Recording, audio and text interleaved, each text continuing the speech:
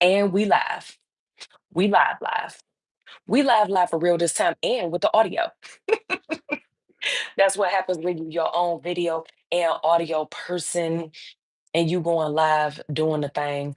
Okay, so and you listening to yourself and recording it. Look, the one stop shop here in the Everybody Can't Go studios when we are on some live type of time. But we gonna get into it and we gonna get into why y'all be mad when I tell the truth. I had a conversation earlier this week and it was to the point where I'm like, you know what? I'm gonna have to go ahead and take this live. And since I haven't seen y'all live in about a month, I'm like, let me go ahead and talk about this in real time because it really did have me thinking. Like for real. It had me thinking. There have been times where in order to protect other people and or protect someone else's reputation, that I've just gone ahead, left some unflattering things that really don't need to be broadcast out of the conversation. I left it off the record in the hopes that I could assist some people with maintaining a sense of dignity, not putting their business in the streets, and just not being messy. Because be messy for what? Speak ill of other people for what? But what I found that turned into was because I didn't tell the truth, all of it about them and the part that would make them look bad. Those same type of people, I noticed that it was really convenient to create a false narrative to make it look like I'm the villain, that I'm the bad guy. And I will take accountability and responsibility for being like, you know what? I don't got time for drama so much so that I'm like, it's cool. Say goodnight to the bad guy. I'll eat that. Until it came to the point where I'm like, wait a minute. Oh, that whole false narrative was drawn to someone else about me. Let me tell you what the actual truth is about who did what for who. I don't do things for others to make an announcement. Y'all ain't never seen me be like, oh, everybody can't go out here in the streets giving this, that, and the third to this person, that person. Let me record it so everybody can see how much of a giver I am. So everybody can see all of the nice things I do for people. Why we can't just be nice and that just be the norm? But then when it comes to the point that it's like, oh, that's the picture that was painted of me, and then I gotta tell the truth about the facts of what actually happened and pull out the receipts so we can see who was lying voluntarily, and I start telling the truth so we can go ahead and clear up the air, clear up the drama. Why you mad now? Why is that so upsetting? Is it because in the attempt to make yourself look a certain way, you had to lie on me? Mm. So, Imma dig into when honesty hurts. Because the honesty that's painful, a lot of times it goes hand in hand with self-assessment and accountability. So, yeah, this one it's gonna hurt a little bit tonight, but growth sometimes it's uncomfortable. And if you ain't about that life tonight, log off. Whenever you're listening to the replay, if you ain't about this life, go ahead and skip to the next pod, or skip a couple pods back. Replay something else that's safe for you. Because I'm gonna go ahead and I'm gonna get into it for real, for real. So I'm gonna talk about why people paint you as a villain when honesty is painful, when it hurts. So the villain narrative is sometimes the easiest cop out for people who they either have not done right, or they choose to live a false narrative where they're always the hero, or they're always the victim, but never the villain. Never any responsibility taken for their actions, even if, there are times that mistakes do happen, and that's cool. That's all right. That's fine, because we're all human. But there are times where people will paint you out to be the bad guy. And if you take inventory and take notice, you can kind of start to see patterns within the type of people and the type of personalities and those traits that start to go hand in hand when you're dealing with a person that could never do any wrong. And also how it agitates them and agitates that person's, I want to say agitates their spirit, but it pluck on their last nerve when you are a person who is able to be accountable, and when you've done wrong, oh, I didn't realize, because it truly was a mistake. I'm sorry. That's my bad. Tell me more about how you're feeling. For some people, it's hard to receive that type of communication because they can't fathom that somebody will immediately take accountability for any type of wrongdoing. It's hard for them to accept that because that's not the way that they live. But we can't expect us out of other people. I had to learn it the hard way. Y'all know where the brand came from. I had to learn the hard way.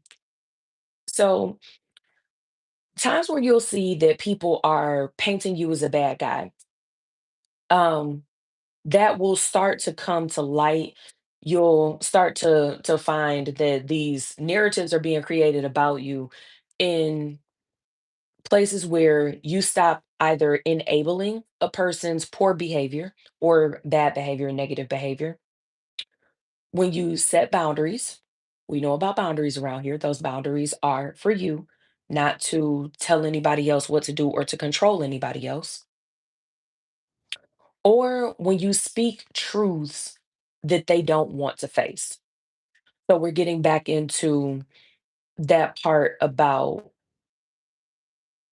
not taking accountability and basically not being a truth teller when someone needs to take inventory of self in the places where they may need to improve.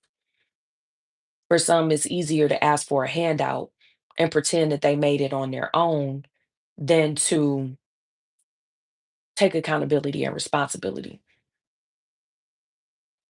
That's part of the root of the problem with everybody pretending like they done got it out the mud. Some of you haven't, and that's okay. The problem comes in when you want to give this story about how you did everything for yourself and got it out the trenches when that's not facts. Somebody else has done a chunk or a bulk of the work for you.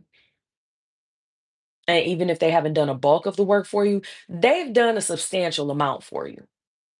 And then you act like that person who quietly helped you in the background to help you to get to whatever is your level of success, or to achieve whatever that goal was, or achieve that thing that you were working on, that you take all of the credit and act like that help never existed. Now, even with that, I won't say that there's anything wrong with that, because again, I am that person that I will quietly help somebody so that they're able to maintain their dignity. I want you to win. It makes me happy to help other people win. The problem comes in when The person who quietly helped you, you paint them to be the bad guy. Once their help runs out, once they've set those boundaries, or once they've told you no, and now all of a sudden you act like they've never done anything for you, or the things that they've done, you pretend as if, or dare I just go ahead and say it, you lie. You lie and act like everything that was done for you wasn't done. So I will pose a question to you, and you guys can let me know in the comments. When was the last time that you told the truth and it was received as you being the villain? And really specifically dig into it about one of those times that you helped somebody, or were you that person that somebody helped you out? As soon as you felt some type of way, you got to lying on them, or conveniently omitting the truth, making it seem like you did all that on your own. And you know you didn't. If you're on the latter half of that, we got some work to do. You can yet still be redeemed. You can. We on episode 79. So it's 78 other episodes that you can learn how to be a better human being. Take some accountability, grow, become responsible, learn some self-assessment. Plenty of tools. So when that happened to you, how did you respond in the moment? Y'all know I'm all about accountability, so I'm going to tell you guys exactly what I did. I tell y'all that coaches need coaches. I don't coach the mess out of myself because I leave that to the experts. Just like there are some things that you will leave to me to tell you from the pod, from the coaching, from a phone call, from the DMs, from wherever. How did I respond? At first, you know what? I said, I'm going to go ahead and violate a boundary of not being a truth teller. And I'm going to go ahead, I'm going to let it slide because I don't want to make them look bad. So I'm not going to say anything. Maybe they didn't mean it. They absolutely meant it. Maybe they didn't mean it. And I stayed quiet and I let it ride and I let it ride and I let it ride until you know what happens if you shake up a Coke bottle. Or even if you don't shake up a Coke bottle, you know what happened if you drop some Mentos in that Coke bottle. And when the truth did come out, that the whole list of things that, well, Jessica didn't dot dot dot dot. Oh, but she did. There was a whole lot of silence and a whole different reckoning with when I did go ahead and expose what the truth actually was. And so I took that situation and I took a look at it. And I'm like, okay, what are some of the commonalities that I've noticed when you are making attempts to help someone, and is that help really help? When the truth hurts and we don't want to say that truth out loud, are we really helping that other individual? Are you teaching them to fish, or are you just giving them a meal? And that one meal that you're giving them, are you starting to give them another and another and another and another and another? And eventually you are actively just passing someone else handouts. A couple weeks ago, we dove into the topic of, are they putting you on or are they a tag along? If they are a tag along, I mean, why? How did they get to be a tag along? Is it because you keep feeding them? You know, if you set a can of tuna out for the cat, he's gonna come. And more 9 times out of 10, he gonna bring some other little stray alley cats with him or her. So you have an expectation of a person, that your expectation of that person and their behavior, it doesn't match the overextension of yourself of what you're giving to another individual. So we have to take even more responsibility as the responsible party. We have to take more responsibility in understanding and committing to the weight of those hard truths. Because in the long run, not only are you not helping the other person, you're helping them in the immediate, but you may not be helping them long term. And dare I say, depending on what the situation is, you might just be going ahead setting somebody else up for failure later because they're going to expect for other people to treat them the way that you treated them when you were going above and beyond, especially for a person who was undeserving and or the dynamic of your relationship was not reciprocal. Now, I'm not just talking about romantic relationships, work relationships. I'm talking social, familial, any type of a relationship dynamic with you and one other person or you and a group of people. You could be setting them up for the fail when you are always their silent hero, making sure that they're able to merge victorious and you're able to be painted as the villain at any point and then have to choose whether or not you will advocate for yourself and let people know what the story actually is and set the record straight, or if you're going to go ahead and just ignore it and I just let that go. But I will tell you from my own experience, it's not the best idea to go ahead and just keep letting that type of stuff ride because eventually, again, you're gonna be dropping Mentos into that bottle of Coke, and it's gonna explode. Everything's gonna come out all at once, or you are going to get tired of having to set that record straight because you've held your tongue for so long. So, with the weight of those hard truths, learning to deliver them and learning the difference between being harsh in that delivery and being honest.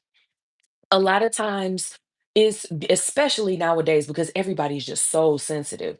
And am I saying not don't have emotions? No. Am I saying don't be caring to people? No, absolutely not. So, make sure don't go back and clip that and twist my words. I will come after you. But there is a difference between being harsh and being honest. Now, we talk about facts versus feelings quite a bit. When you are communicating what the facts of a situation are, that is being honest. Can you deliver those facts in the way that you say it and in the tone that you're using, the words that you're using? You can choose those carefully and still be honest, proactively honest about what the situation is. However, this is where the work comes in, where you will also have to set that additional boundary with folks when someone says that falsely says that you are being harsh when what you are doing is being honest. Honest about your feelings, honest about the situation, honest about what you have or have not given, and honest about your feelings surrounding what the situation are. You are entitled to all of those things. And frankly, when someone else is telling you how you have to feel or how you should feel about your experience, mm, dare I go ahead and say something about one of those buzzwords? I would recommend that you Google the ICD 10 definition of gaslighting so that you're able to recognize when someone is falsely accusing you of being harsh. And of course, this is where that self-assessment and accountability comes in because I'm not telling you to do these things to equip you with the way to go act a fool on other people. I'm talking about so that you are able to, one, be the bigger person. And by be the bigger person, I don't mean just take the foolishness. I mean be equipped with the wisdom, knowledge, tools, and techniques so that you are able to come to the table and have at least on your side of it, have an open, honest, and healthy conversation. Now, what this isn't going to equip you to do is to be able to make the other party or other parties in said conflict or said conversation, make them automatically have some sense. So even though you will be getting a dub by advocating for yourself, telling the truth, and doing what you need to do, and operating in fact and being honest, that does not mean that it's going to smooth over the whole situation because you could be as smart as you want. You can listen to as many of my episodes as you want, but that's so that you can build you. Everything that we're doing over here, all of the work that we're doing over here, as many times as you watch these replays or you go back, you take notes, you take these things that I'm giving you and apply it to life, it ain't gonna change stupid when stupid is on the other end of your conversation. Yep, I said it. I told you we going all the way in today. So that is another one of those things that we, and I say we because me too, we do have to accept that even in being a very good communicator and even with building your EQ and even with you being able to open and honestly communicate the facts, your feelings, the way it has affected you, you are not able to control the narrative on the other end for how someone else feels. You can receive it better when they are explaining to you how they feel, and also being able to decipher when they communicate their feelings to you, whether or not those feelings that they're having were actually caused by you and your actions, or if there is displaced aggression being thrown your way. Again, you can't control that, but being aware of it and being able to decide how to move with the conversation from there so that you're able to advocate for yourself and so that you're able to continue to communicate in a healthy way in an attempt to de-escalate the conflict and come to a solution and an amicable resolution that is a win-win for everyone. Now, just because you're bringing that to the table again, that does not mean that's what you're going to walk away with. Now, so speaking of truths that are harsh, when the other person on the other side of the table, on the other side of the phone, on the other side of the conflict, if they the one that's stupid, that is one of those truths that don't say it like that. That is harsh. That is harsh. That right there is an example of, is it the truth? Yes. Is it harsh? Yes. That is not how we deliver that piece of the truth to someone else. That's not how we deliver that information. You would use kinder words, such as, it seems that I'm being misunderstood as I'm communicating with you. Is there a different way that I can explain my stance? Or is there a different way that I can say my feelings, that I can express my feelings so that we're on the same page and on one understanding? Now, is it jacked up that you got to go through all that? A little bit, but since we're striving for excellence and being phenomenal, sometimes you got to go the extra mile and you aren't going to necessarily get anything back for it other than that self satisfaction. So, I want you to think about, do you sometimes avoid speaking the truth specifically because of what I just said? You don't want to take that L because you know that the person on the other side is committed to misunderstanding you. Or is it because you fear or dislike conflict? Or do you sometimes avoid speaking the truth because you are avoiding the fallout that comes after, or because you are avoiding rejection? Now, whether you are avoiding conflict, fallout, rejection, or you fear conflict, fear the rejection, or fear the fallout after you have that. Remember, it's not a difficult conversation. If it's a difficult or crucial conversation, that means it's needed. If you are in dislike or fear of what's going to happen after you have that needed conversation, this is where I'm going to tell you to look inward again. What will it mean for you if you don't have this conversation? What will it mean for you if you don't set the record straight? What will it mean for you if you continue to let the person lie on you, lie about you, or if you continue to allow others to believe an incorrect narrative about you because you don't want to speak up and tell the truth about what you have done for someone and they're saying that you haven't done a darn thing? It's going to be different in every scenario, and it's going to be different within each conflict or each time you find yourself in such a situation. Sometimes you might decide that, like, no, it's not worth it. It's not worth your energy. It's not worth your time. It's not worth your, it's not worth your breath. You may have something that is more important to you, more valuable to you that you would like to spend your time doing versus entering into a conflict where you may or may not get a good outcome at the end of it. So I want you to consider those things, rewind back to those questions that I asked for you. Go ahead. If you have been able to think about it and synthesize as I've been talking, go ahead and drop it in the comments. What's the situation that you would deem, you know what? No, I do need to go ahead and address this, and we're gonna go ahead and we're gonna talk about the conflict. We're gonna go ahead and have it out. And I'm okay with the rejection that may come behind me advocating for myself and expressing myself in a respectful and healthy way.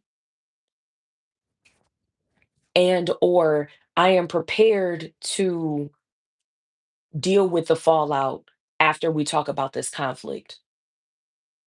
Do you feel disrespected in the way that you are being treated, have been treated, or do you feel disrespected by the things that were or were not said, or the credit that was or was not given to whatever it was that you helped with?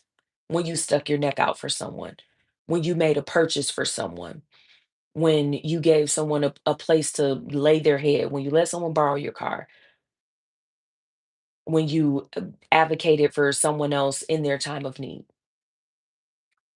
Does it mean that much to you for you to put a concerted effort into talking through that conflict?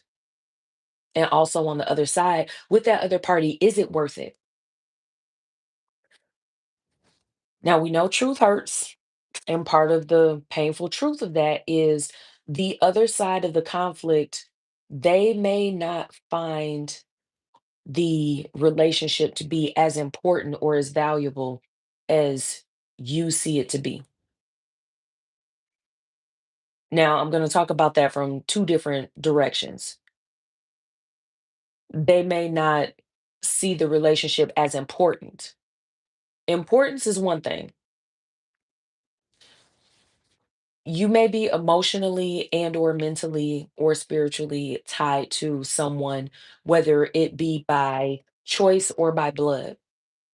And the other person may not view the relationship to be as important as you do.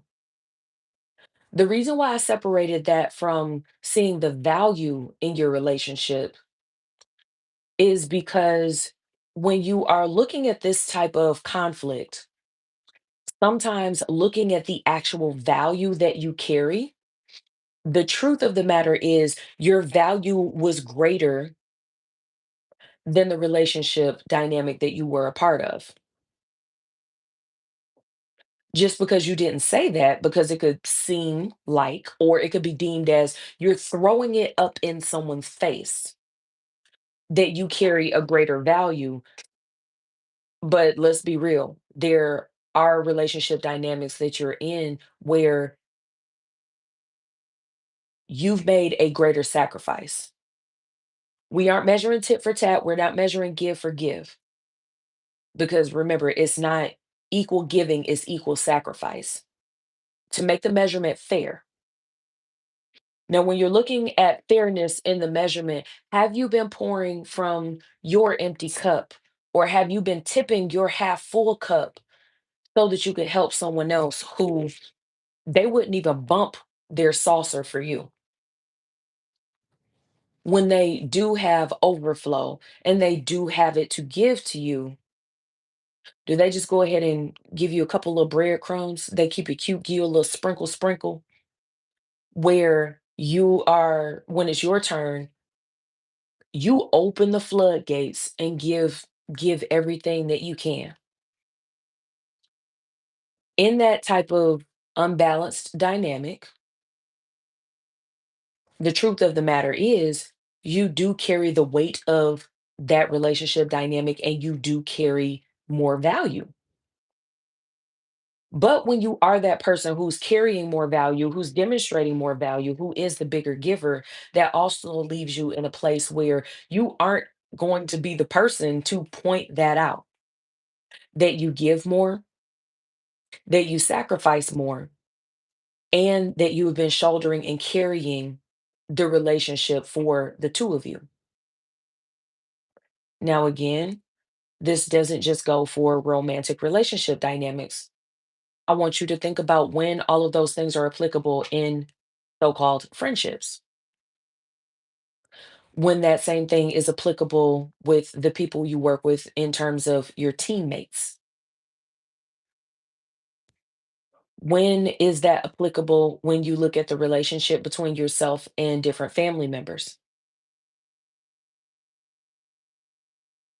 These are all different areas where the very same things could be true. And you're the one who is carrying more value, you're holding more of the weight. And the reason why I point that out is because you're more susceptible to that one time that you say no. And usually by that time, it's because you need to say no. It's because you literally don't have time. It's because you are actually exhausted. It's because you don't have the extra funds to lend out at that time. It's because you don't have the mental or emotional capacity to continue to let someone else to dump on you and you're able to handle it with them for them. Sometimes it comes to the point where it's the time where you actually are in need of the same type of care that you give to others, but they're not there for it.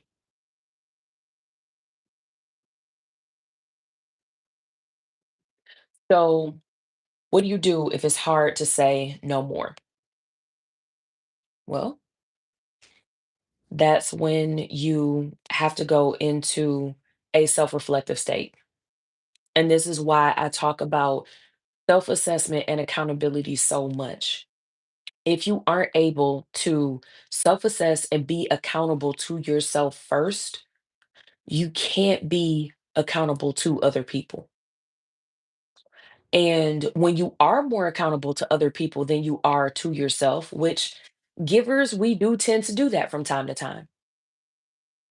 That's where that self-assessment comes right in. You see how those things, all of them are connected. You can't healthily have one without the other. It goes hand in hand. It goes together. You have to be able to self-assess to even see when you need to tell another party no more and also dig into why can't you tell them no more? What is it about you that you are willing to allow someone else to continue to drain your value essentially for free? Why do you continue to give when you have nothing else left to give?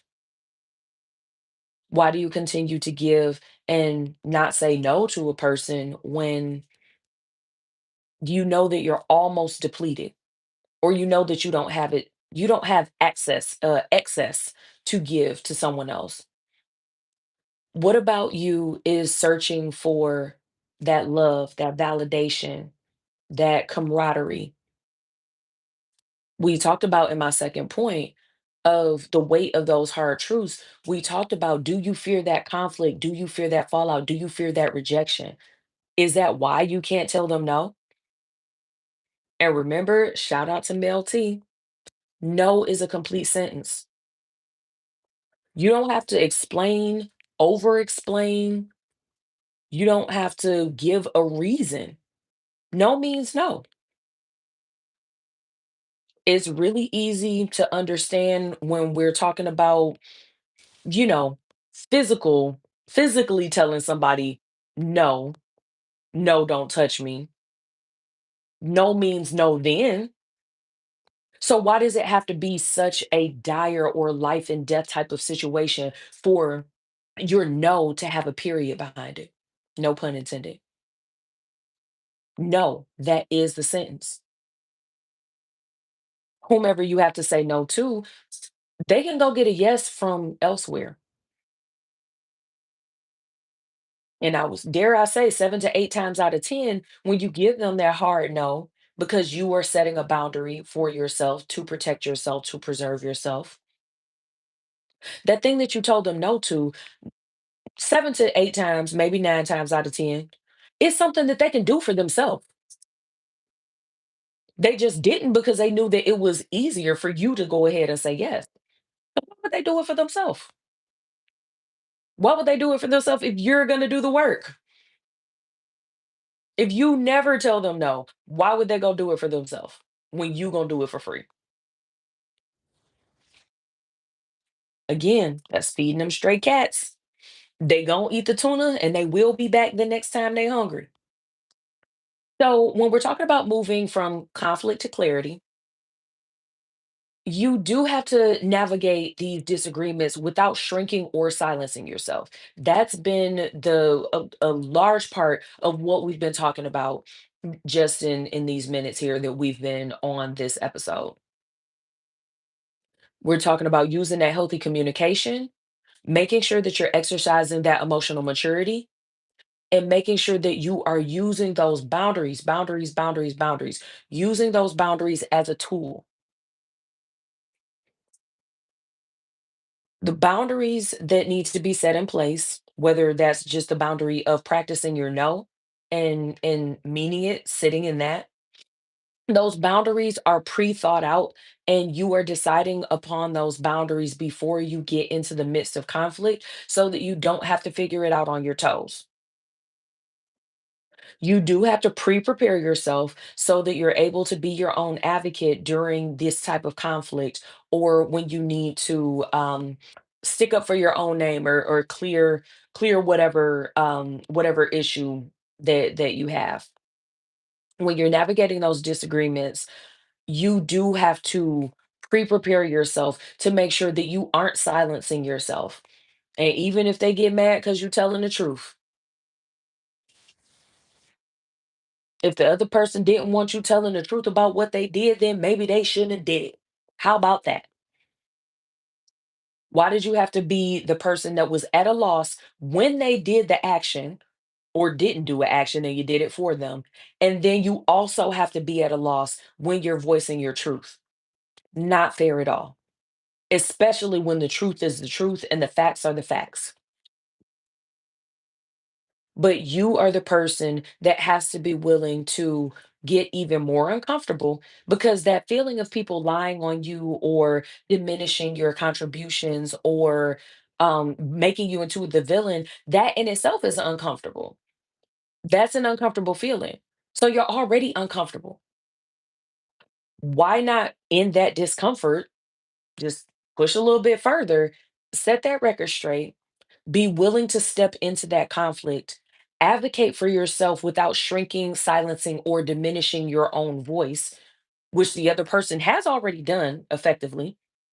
You're taking ownership and taking your voice back. And you're setting that boundary that in order to be in relationship with me, in order to have access to me, in order for you to be able to benefit from the value that I bring to your life, this is the boundary that I'm setting.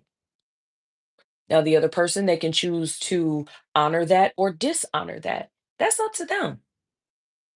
But just like they get a choice on whether or not they will respect your boundary, you get to choose what are the consequences for violating that boundary. So, how can you communicate those hard truths with clarity and compassion, but also without minimizing the facts and minimizing how you were affected by the facts? You have to do that self-assessment and you have to advocate for yourself. Sometimes you might get lucky and you might get a friend like me that's a genie to your Latin, that you ain't never had a friend like me. You might. But what about that time when Jesse's not there? You can have my voice in the back of your head. You know what I taught you. But remember, information doesn't change situations. Information applied changes situations. So I want you to really take a hard gander, really take a hard thought at how can you communicate those hard truths and advocate for yourself, how can you be your own hero when there isn't someone else to step in or to step up for you? Or if you have never had someone there to be able to step in and step up for you, if you've only ever had you. I don't remember the episode number, but go back to last November, put the no in November. Go ahead and rerun that episode so that you can revisit finding the power of your own no and saying that and being okay with it. And also being okay with the discomfort that comes from the other side of the conflict. Because remember, you already uncomfortable anyway by the way they're treating you. So you can go ahead and be uncomfortable with the way that they're gonna act a fool after they don't like you setting that boundary. But guess who's now going to be protected? You are. Guess who's now teaching people how to treat them? You are. And if you don't advocate for you, you can't expect other people to advocate for you and stick their neck out for you. So that takes me to my last point of protecting your peace while standing firm. And the reason why I walked you through all of these different things, I don't want you to be loud and wrong. That is why I talk about making sure that you are communicating in a healthy way so that you ain't out here just loud and wrong. Because what I will tell you happens, and I see it all the time. People will be loud and wrong with a bunch of other people that's loud and wrong. Have you turned on the news lately? Yeah, I said it. Have you scrolled through social media? Just because there are a slew or a gang of other people that agree with the stance, that doesn't make it right. And yeah, it is possible for you to be the smartest person in a room full of wrong idiots. I said it. I said we was going there today. Because having more people on the side of being wrong seems to ostracize certain individuals into thinking that they must be the crazy one. When really what's crazy, you was the only person in the room that was right, trying to do the right thing and trying to operate in a sense of being righteous in a room full of fools who would rather the camaraderie because they couldn't bear the feeling of rejection. So even though they know that it's wrong, they got to stay in cahoots with other people that they know are wrong because they fear rejection or because they aren't man enough, woman enough, strong enough, or made enough fortitude, self esteem, whatever, to accept rejection. It's up to you. Do you want to be accepted or do you want to be protected? Do you want to operate in what's right or are you willing to turn a blind eye and just, even if you quiet and wrong, you can go ahead and do that so that you don't have to be alone. Choose what's more important to you. Choose what is more valuable to you. So when you're looking at protecting your peace while you're standing firm, there is a balance between speaking the truth with love and knowing when to just go ahead and step back. Those of you on audio, you already know I'm pointing right at the everybody can't go sign. Sometimes you need to know when to step back. Save your own energy. Remember, I said sometimes you are going to be going back and forth, head to head with stupid. Is it worth your time? Is it worth your energy? Especially if you know you're getting nowhere because you're talking to a person who is committed to misunderstanding you, or you're talking to a person who is committed to their stance, whether they are right, wrong, or indifferent. They are not committed to the relationship, a solution, and something that is amicable for all. They are committed to you staying the doormat and them getting what they want, whether it's right or wrong. Make sure that you avoid that over explaining. Make sure that you avoid arguing with that person that they're in denial. Because again, at that point, once you realize that's the space that you're in, you literally have stepped into a realm where you are wasting your own time. Once you're able to identify that you are going back and forth with stupid, once you're able to identify that you are going back and forth with a person who is committed to misunderstanding you, once you've identified that you are going back and forth with a person who they are committed to their stance no matter how it makes you feel, no matter what the facts of the situation are, and no matter what your boundaries are that you have set in place, and you choose to continue that conversation or you choose to continue that conflict resolution with that individual or that type of individual, you have effectively stepped into wasting your own time. Because remember, you're the one that let's just go ahead and call a spade a spade. If you at this point in the video, if you at this point in the pod, you're here for a reason. And I'm gonna just go ahead and say, in a conflict, 9.99 times out of 10, you're the better person within the conflict. If you've listened to this pod episode this far in, it's because you have a commitment to learning how to communicate in a healthy way. You have made a commitment to being able to better yourself and a commitment to being able to learn how to communicate in a way that you can be understood and so that you're able to get to a resolution. And hey, if you one of them people that you was here all the way to the end just to be nosy and to be messy, hopefully you learned something. And you ain't gonna admit it out loud, but you know that you the other person on the other side that's committed to stupid, committed to keeping your wrong stance and doing the stuff that you do. But I will continue to pray for you. Anyway, I digress.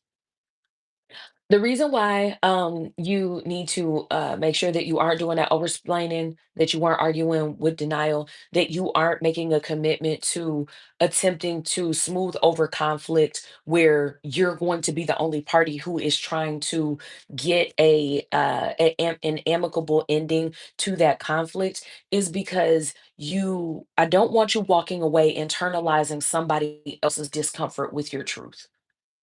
And I don't want you to walk away internalizing someone else's false narrative of the facts that were presented within whatever the conflict is. Because once you start to internalize those things that are not true, or you start to internalize someone else's feelings versus internalizing the facts and the way the facts made you feel, that gives room for someone else to begin to manipulate your emotions, to manipulate you as a person, manipulate your mental, and manipulate your psyche. And that's not where we want to be. So I want you to think about where in your life do you need to set firmer boundaries? Go ahead, drop it in the chat. Share it with us. You never know. You might find an accountability partner down there that you guys can hold one another accountable for setting firmer boundaries in a specific area, whether that be with your spouse, your family, your children, your parents, your cousins and them, your little brother, little sister, older brother, older sister, whatever siblings, your boss. Yeah, I said it because you can set boundaries with your boss. You know what? I'm writing it down because that's a whole nother pod right there. Setting the boundaries with your boss. But yes, you can set boundaries with your superior. And do you need to protect yourself, to advocate for yourself? And also setting those boundaries so that your honesty isn't mistaken or twisted to be presented as hostility. Being able to communicate your side of things or communicate the facts that communicate what you've experienced in a way that is not mistaken for hostility, or so that you are able to identify when someone is saying that you are being hostile and you know that you aren't. again, you have to make sure that someone else isn't entering the conversation or entering the conflict and twisting your intentions, twisting your words, twisting the narrative or twisting the story of what has actually happened versus what hasn't happened or what is speculation. Possibly what could just even be hearsay that they're just bringing you back some hearsay and some foolishness. And then finally, my last question that I'll pose to you guys so that you can think about it a bit and for some food for thought. What practices can you implement in your own life to help you to protect your peace when others are uncomfortable with you sharing the truth? Maybe you should stop paying for a bunch of stuff for folks. Maybe you shouldn't be a co-signer for insert whomever here. Excuse me. Maybe you shouldn't allow people into your space, into your home. Maybe you shouldn't help out that friend just one more time because maybe this time they'll get it. Maybe you do have to choose yourself because the spouse that you thought was the one, they ain't. Maybe you do have to set a boundary in place to stop overextending yourself with your friends, family members, at your workplace, with your team, with your boss, with your subordinates. So, we're going to go ahead and wrap it up for tonight. And I've given you plenty to think about. I'm actually going to have to run this one back for myself because I've given myself more to think about in how to navigate conflicts where when you telling the truth, other people mad. Why they mad? And if you telling the truth and they mad, is it because of the way that you communicated the truth? Or is it because the person that's mad about the truth that you've communicated, they not worth the connection? And do you need to protect your own value? So that's all I got for you guys tonight. I thank you guys for tuning in to this episode of Everybody Can't Go Convos. And shameless plug, I'm gonna go ahead and make sure that it's down in the show notes for you. Lock in with us in ATL on Sunday, September 28th. Lock in with us in ATL. Y'all know we did the thing in the DMV. We doing the thing. We bringing it down to the dirty South. Lock in with us for Pod Peeps 2025 ATL meetup. And of course, we got the virtual option for you because I know all of you ain't in ATL. So you can lock in with us. Get your virtual ticket. If you are in ATL, hey, pull up. We would love to see you. So I'll make sure that those links are below in the show notes so that you can grab your ticket to Five Peeps ATL and you can either pull up or you can log on with us. If you are interested in starting your own podcast, we're going to go ahead and give you a bunch of free game. The people that we got in the building, of course, you have yours truly. We got Mel T coming through, the procrastination bully, and my editor. We also have my video and audio editor. Shout out to Tevin El Chapo of Chop House Media Group. And we also have coming through JR, my partner in crime, for the Reset and Realign coaching program. And we got some new things dropping for you guys very soon from Real Let's Talk Podcast. We are going to be in the building. Any other questions that you have, you can get it answered by the experts live in person. And actually, with the game we giving you, you could actually launch your pilot before you leave the building. So get in the building, get in the room. We got a nice space for you. We got a nice spot for you. And we got free refreshments. But don't just come in there taking all the free stuff. I need you to go ahead, come and get this free game so that we can go ahead and get y'all pods up and live. And make sure that you also go to reset.everybodycg.com for the Reset and Realign Accountability Program, where you will get live coaching with myself, yours truly, and my partner, JR, where we will be walking you through getting your vision out, getting stuff down on paper, getting those goals locked in, and then I'm gonna go ahead and let him come in and get that accountability tip get on your head to make sure that you are accomplishing those things. And you already know, if you don't like accountability, just don't click it. But if you're here, I know you're here for growth, and that's what we're bringing you. So we would like to thank you for tuning in for another Everybody Can't Go Convo, and I'll see you guys next Wednesday. Deuces.